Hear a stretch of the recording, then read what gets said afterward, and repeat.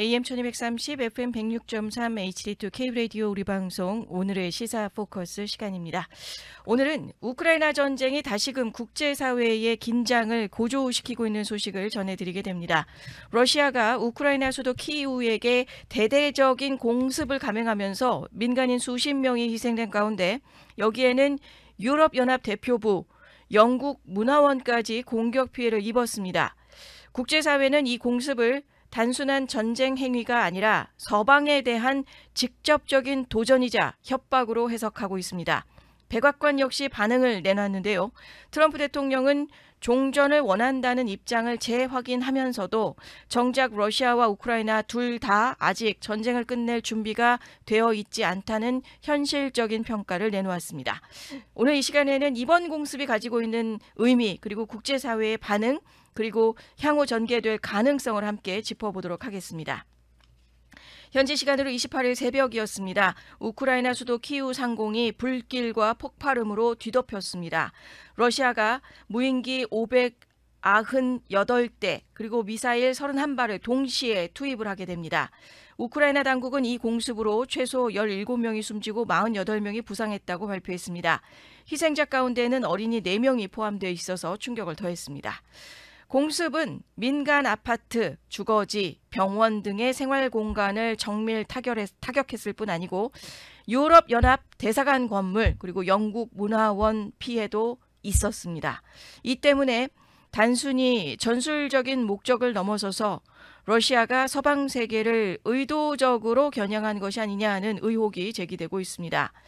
폰데어 라이엔 유럽연합 집행위원장은 긴급 기자회견을 통해서 러시아가 미사일 2발이 불과 20초 간격으로 유럽연합 대표부 인근에 떨어졌다고 하면서 이것이 우크라이나뿐 아니고 유럽연합을 향한 고의적인 공격이라고 규정을 했습니다.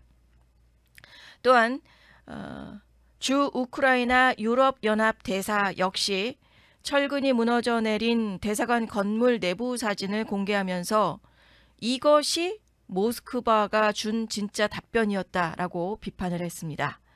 그리고 유럽연합 정상회의 상임의장의 경우는 이번 사태를 고의적인 공격이라고 규정을 했고 유럽연합은 결코 겁먹지 않을 것이라면서 우크라이나와의 연대를 더 강화하겠다는 것을 선언하게 됩니다. 이에 따라서 영국이 자국 주재의 러시아 대사를 불러서 항의를 했고 또 유럽연합 역시 고위급 러시아 외교관을 조치를 취하고 외교적인 긴장이 급속히 높아지면서 지금 최근에 24시간 안에 벌어지고 있는 우크라이나와 러시아 문제에 플러스 유럽 전체의 긴장이 고조되고 있는 상황으로 시계가 돌아가고 있습니다. 하지만 정작 군사적인 대응은 조심스러운 모습입니다. 이유가 우크라이나가 나토 회원국이 아닌 이상 집단 방위 조항인 아티클 5가 발동되기 어렵기 때문입니다. 따라서 유럽연합은 직접 참전보다는 이렇게 말로써 제재를 강화하고 대응하겠다, 연대를 강화하겠다, 어나운스먼을 통하고 또 군사 지원을 확대를 하는 간접 대응에 나설 가능성이 지금 높아지고 있는 것입니다. 참 어딘가 많이 닮아있는 듯한 느낌도 있고 그 어딘가의 단서를 우리는 역사 속의 시간 가운데서 1차 세계대전을 한번 살펴보게 됩니다. 미국의 참전 인내 케이스가 있습니다. 1차 세계대전이 1914년에서 17년, 미국은 처음에 철저한 고립주의 원칙을 지킵니다.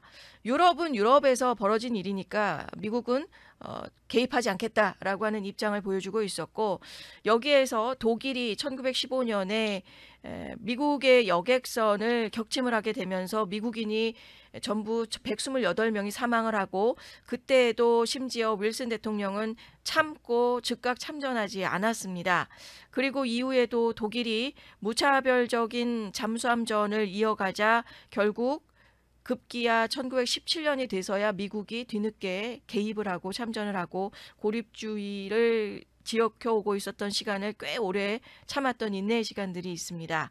그러다가 결국은 미국이 개입했다는 우리 1차 세계대전에서의 케이스가 하나 있고요. 또 2차 대전 같은 경우도 유럽 전쟁은 유럽의 문제니까 미국은 더 이상은 개입하지 않겠다라는 입장을 보여주고 있었고 그 고립주의가 계속해서 이어가다가 독일이 대서양에서 미국 상선이나 호위함을 공격을 하고 그래도 또 루즈벨트 대통령은 끝까지 공식 참전을 미루고 있었고 그러다가 전면전으로 있었던 건 결국은 일본의 진주만 공격 이후에 독일에도 선전포고를 하면서 본격적으로 참전을 했던 어떤 인내의 시간들이 있었다는 거죠. 이런 부분들을 우리가 역사 속에 예전의 과거의 시간 가운데 살펴봤을 때 지금의 러시아가 유럽연합 대사관 쪽을 향해서 공격을 하고 우크라이나가 물론 나토에 참여를 하고는 있지 않지만 이 상황에서 공격한 모습 여기에서 유럽연합을 비롯해서 미국도 어느 정도까지 참을 수 있는 인내의 한계를 한번 생각해 볼 수 있는 어제의 공격은 트리거 포인트가 된다는 점이 됩니다. 그래서 어제의 내용이 러시아가 우크라이나를 공격한 것으로 끝나는 것이 아니라 유럽연합 대사관 쪽과 영국 문화원 쪽의 공격과 피해가 있었다라는 것은 좀 해석을 달리하고 그 지점으로서 뭔가 전쟁의 분위기가 어떤 식으로 가는지에 대한 전환 포인트를 우리가 삼아야 되는 트리거 포인트가 되고 있는 상황이 되고 있습니다. 자, 러시아가 이번에 유럽 연합의 대사관 피해 사실상 외교 공관의 공격으로 인해서 국제법상으로 봤을 땐 굉장히 심각한 도발이 되는 것이고 유럽연합이 그렇다고 직접적인 군사 개입에 나설 가능성은 당장 낮습니다. 1차 대전에서 미국이 인내하고 참고 이런 식의 그 과정들이 있다면 지금 이것도 뭔가 하나의 이거 하나로 폭발점이 될 것은 아니겠으나 하지만 그냥 넘어갈 수 있는 상황은 아니다라고 하는 것이죠. 그리고 유럽연합 자체가 나토와는 또 별개의 조직이다 보니까 나토 차원에서의 공격이 아니라 유럽연합으로서 공격을 했다는 건 또 집단 군사력의 발동 권한이 없는 게 되고요. 또 나토에서의 아티클 5의 발동 요건이라는 건 회원국 영토 공격인데 우크라이나가 나토 회원국인 것도 아니고 다만 대응의 수단은 있게 됩니다. 외교적인 압박을 강화한다든지 경제나 금융 제재를 강화시킨다든지 우크라이나에 더 군사를 지원을 확대시키고 방공 시스템이나 장거리 미사일 혹은 전투기 지원에 가속화의 시점을 잡아볼 수는 있다라는 것이죠. 역사와 현재 지금 교차점 가운데 우리가 있게 됩니다.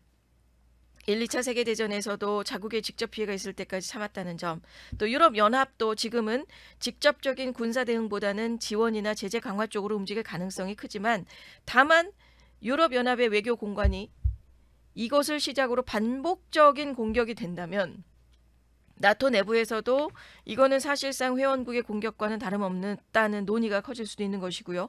그렇게 되면 역사적으로 미국이 진주만 이후에 전면전에 들어갔던 상황과 비슷해질 수도 있다라는 것을 우리가 충분히 그 가능성을 두고 있어야 되는 어제의 공격이 되고 있습니다. 정리하자면 지금의 러시아의 메시지는 유럽연합 너희도 전쟁터로 끌어들일 수 있다라는 협박에 가까운 일종의 경고 차원의 모습이었다는 점입니다. 하지만 유럽연합이 곧장 군사 개입하지 않고 지원이나 제재를 극대화하는 방식을 반응할 가능성이 높고요. 다만 만약에 러시아가 앞으로도 유럽연합이나 나토 관할 시설을 직접적으로 공격을 한다면 버티다가 결국은 참다가 결국은 전면 개입 시나리오가 나올 수도 있게 된다는 점입니다. 국제질서 속에서 강대국이 결정적인 사건을 만나기 전까지는 직접적인 개입을 주저하는 경우가 많습니다. 지금의 유럽연합 역시 마찬가지 상황에 놓여 있다고 볼 수 있습니다. 외교 공관이 피해를 입었지만 그거 하나만으로 직접적인 군사 개입에 나서기는 쉽지 않을 겁니다. 하지만 어제의 공격 이후에 백악관에서의 반응도 한번 보겠습니다. 백악관 캐롤라인 레빗 대변인이 트럼프 대통령이 이번 공격 소식에 기분이 좋지 않았지만 놀라지도 않았다라고 전하고 있습니다. 이어서 트럼프 대통령은 전쟁이 끝나길 바란다. 하지만 러시아와 우크라이나 이 두 나라가 모두 종전을 준비하고 있는 것 같지는 않다라는 현실적인 분석을 내놓았습니다. 트럼프 행정부가 꾸준히 보여왔던 입장과 그 맥은 같이 하고 있습니다. 전쟁 자체를 끝나고 싶다는 의지는 있지만 두 당사자가 동의하지 않는 한 미국이 나서서 강제로 중재하거나 군사적으로 개입하지 않겠다는 태도를 보여주고 있는 것이죠. 다시 말해서 미국의 상황은 관리이지 직접 개입은 아니다라는 신호로도 지금 해석이 되고 있습니다. 독일에서는 좀 냉정한 전망이 나왔습니다. 독일의 총리는 푸틴과 젤렌스키 간의 회담이 가까운 시일 내에 성사될 것 같지가 않다라고 말하면서 전쟁 당사국 사이에서의 정치적인 의지도 또 현실적인 합의점도 보이지 않는다라는 냉정한 분석을 했습니다. 이처럼 유럽 지도자들의 전망은 대체로 어둡습니다. 전쟁의 피로감은 커져가고 정작 전쟁을 끝낼 준비가 된 나라는 아직 없다라고 하는 지금의 현실. 자, 그렇다면 앞으로 전개가 어떻게 될까요? 단기적으로는 러시아 같은 경우는 사실 모든 일이라는 게 한 번이 어렵지, 그 한 번 하고 나면 그 다음은 뭔가 좀 강도 높은 상황들이 있게 될 가능성들이 좀 높아지는 것들을 우리가 생각해 봤을 때 단기적으로 러시아의 공습이 더 거세질 가능성이 높다는 겁니다. 민간인의 공포 전략, 그리고 서방을 협상 테이블로 끌어내기 위한 압박일 수 있습니다. 그리고 유럽연합이나 영국이 외교적인 압박과 제재, 우크라이나에 대한 군사 지원을 확대를 할 것으로 보이고 있습니다. 하지만 직접적인 군사 개입은 아니고 군사 지원의 모습, 지금까지와 크게 다를 바 없는 지원의 모습으로 갈 것으로 예상이 되는 시나리오. 그리고 미국은 트럼프 대통령이라는 성향상 종전 중재자라는 이미지에 집중할 가능성이 큽니다.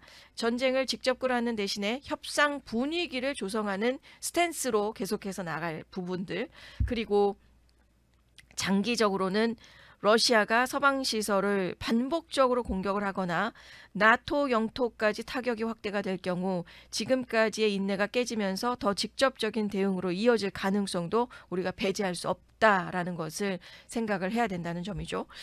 우리는 러시아의 키이우 대규모 공습, 그리고 유럽과 미국의 대응을 좀 살펴봤습니다. 단순히 전쟁터의 한 장면이 아니라 국제정치 질서를 흔드는 중대한 도발이 어제 되고 있었습니다. 역사가 보여주듯이 강대국들은 전쟁에 뛰어드는 순간을 신중하게 선택을 합니다. 미국이 1, 2차 세계대전 때 수차례 공격을 받고도 인내하고 참았듯이 지금의 유럽 역시 쉽게 무력 대응에 나서지는 못할 겁니다. 대신에 제재나 외교, 지원을 강화하면서 버티는 전략을 택하겠죠. 트럼프 대통령이 말했듯이 전쟁을 끝내려면 전쟁 당사가 되고 있는 러시아와 우크라이나가 그 스스로가 필요성을 절실히 느끼게 될 것 같습니다. 그리고 지금의 때는 아직은 아닌 것 같다라는 그 결론을 우리가 지금 내리고 있는 상황이죠.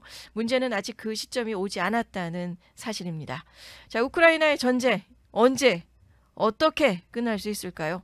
국제사회는 지금도 그 답을 찾기 위해 고심하고 있습니다. 오늘의 시사 포커스 시간 마치겠습니다.